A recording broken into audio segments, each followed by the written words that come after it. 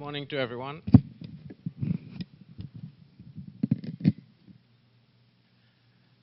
First, let me say I'm very honored to be here at a time when they are honoring Dr. Thomas. Unlike many of the speakers so far, he didn't teach me, since I didn't have the honor of attending UWI. However, I think today's time is very appropriate for his area of work, labor economics. I see that's what the IMF Chief Economic Counselor is just saying is the most challenging aspect that the world now has to face, is how to get rid of the 27 million jobs that were lost over the last few years. So clearly, your time has come, in a sense, to be on the world stage. The second is a little anecdote before I start. There's a problem with the internet. The internet is a brilliant thing, but sometimes it leads you to make mistakes when it's not well updated. I was giving a presentation a couple of weeks ago in Jamaica, and this lady said she did some background research. She found me, and she says among my talents, she saw that I also was a horse rider. Of course, needless to say, I've never been on a horse, but so my name obviously was mixed up with another person's name. And the same applies to my good friend Tony here. Things move very fast. I'm no longer in the Middle East and Central Asia department. I'm now in Jamaica as the resident representative. But clearly, again, he was going off the internet because I didn't give him a bio to work with. And so you have to really move quickly with the times, else you keep making those mistakes. So today I want to, if I can work this thing out first. Yeah. Today I want to use the moment of the policy formulation, policy implementation rubric of this seminar to talk about, in as quick a fashion as I can, exactly that aspect of what's going on in Jamaica.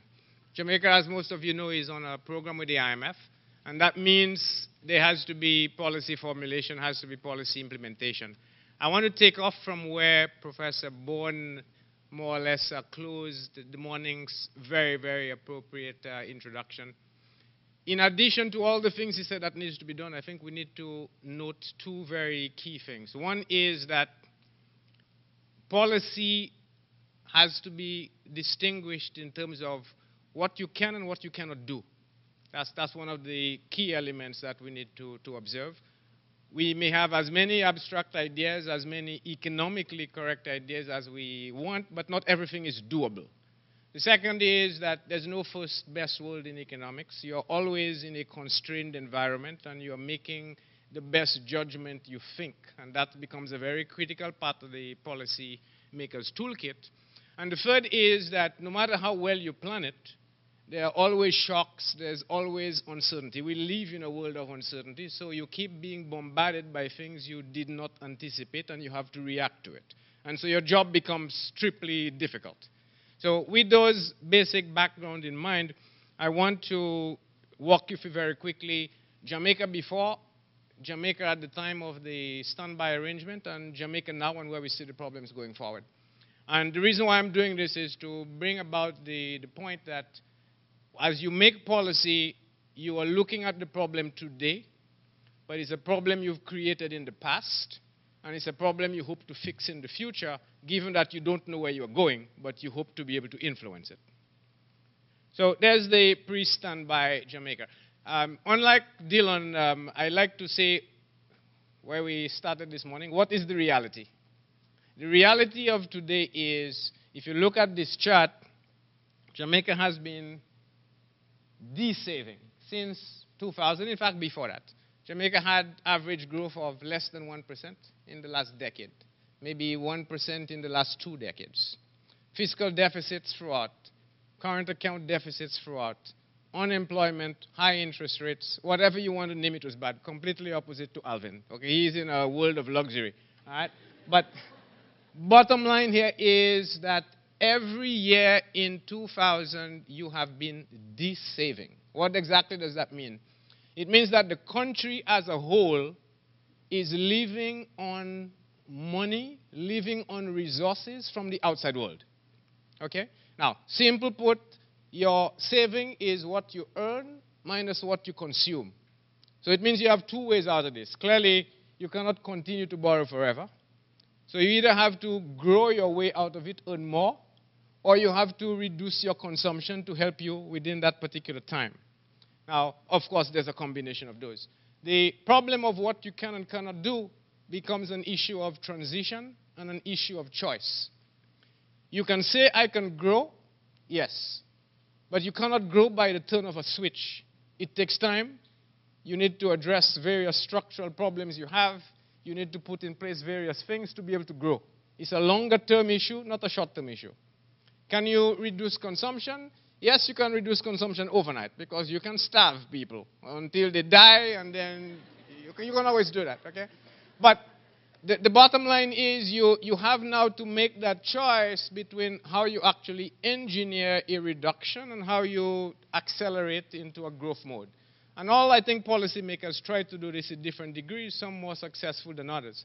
But that particular problem that you faced, I think, was aggravated by the crisis that occurred around 2007, 2008, where you could see things simply went south. Now, let me just take you very quickly in terms of what I call three pillars that's holding up the economy. The three pillars are what you can earn from what you produce. So that's basically your exports that earn you foreign exchange. What you're getting from outside gratuitously, a large part of it is remittances. And what you can actually get from outside to help you bridge that gap because you are de-saving all the time. And when the crisis hit Jamaica here, we could see global demand falling. Exports, which were averaging about 40%, collapses. Your remittances, which literally have been propping Jamaica up by about 14% or so of GDP, that also collapses. And then your gap, which is your de-savings now, is not going to be met because the whole world, the global economy is having a problem. FDI doesn't flow. Now, typically what this means is either you have to make adjustments to exchange rates or you have to reduce your reserves when you don't have it. But the bottom line is something had to happen. The three elements that held the economy up all collapsed simultaneously. I'll quickly run through and show you here. We could see on the one side, tourist arrivals are actually going down. You have your capital flows are actually also going down. Your exchange rate is depreciating. Things are getting more expensive. And at the same time, your dominant partner, which is the US, that literally, if you add all the European countries, they will come up close, but one-on-one, the US is the largest. Your trade with the US literally drops in terms of one-half. So the three elements that are holding up the country, in a sense, are quite very negative at this point. So what does it mean for the government? The government simply needs money to be able to spend. And if we look at this chart here, we could see taxes are actually growing. As a percentage of GDP, they fall precipitously around 2008, 2009. And what's actually happening here is the benefit we are seeing in terms of the primary surplus improving. We see here that it simply went down all the way through 2008-09, and your overall deficit is actually plunging at the time of the crisis. Now, Alvin talks about deficits in Trinidad as being on the reverse direction trajectory. But you could see here, I want to distinguish, in the case of Jamaica, that you have had surpluses in the primary, surpluses, but your deficit is bad because you're spending more than you're actually earning. But the one key element that stands out in Jamaica above everybody else is, take a look at this chart here. The debt to GDP ratio is over 100%. Okay? Alvin is in the region of 20 and 25%. He's in a different league, right? Normally, countries look at 60% as being dangerous.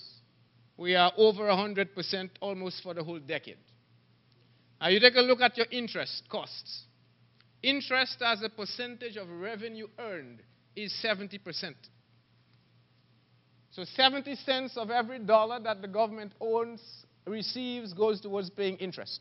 When you add amortization, the government's entire revenue is gone by paying interest and paying its debt before it pays salaries, before it does social expenditure, before it does investment. There's nothing left. So, well, not nothing left. The government simply has to borrow to do all of those things. So what has happened over time is the government is accumulating debt. It is not growing. And as a result, your financial situation gets perilously bad. So the crisis hits. Your three elements go together. Your exports in terms of mining and tourism collapse. Remittances, because of the world economy, also collapses.